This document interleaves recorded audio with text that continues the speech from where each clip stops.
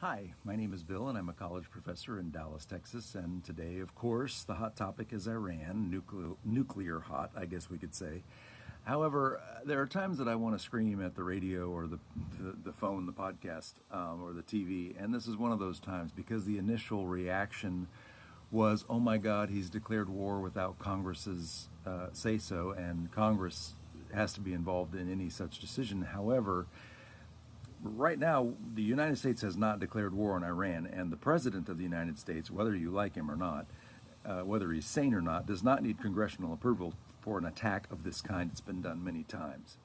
My first question was, do we know for sure that Iran has this nuclear threat? Because we've been hearing that Iran is weeks, days, months away for years. And Obama worked here's the word, a deal with them that some liked and some didn't. But here we are 20 some years after that deal was struck, and there have been no nuclear attacks from Iran. Are they bad? Yes. Do they fund terrorism? Yes. Are they doing things, they in Israel? Yes, yes, yes. But if the question is, did we declare war? Did the president need Congress's assent to do this? The answer is no.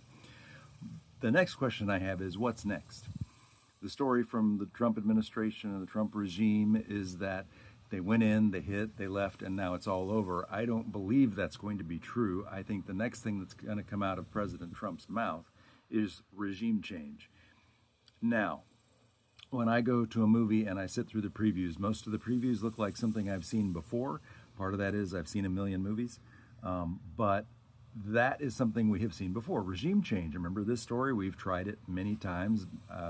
One that may be most vivid in your memory is Iraq. After 9/11, we were going to do regime change there. So we went in. It was going to be quick. It was going to be great. And it would be amazing. And years later, we had spent trillions of dollars. We had had thousands of people killed, many of them American troops. And then we declared victory, mission accomplished, and we left without actually accomplishing anything, and the area is even more unstable than it was when we got there. So I think the final question I have here is, why would President Trump do this at this time? He would frequently accuse President Obama of doing it to help his polls, or because he was struggling in some way, and maybe that was true and maybe it wasn't. But what we do know is he did not use a nuclear or a military strike as a means to do those things. He never did strike Iran, and maybe there's a reason for that.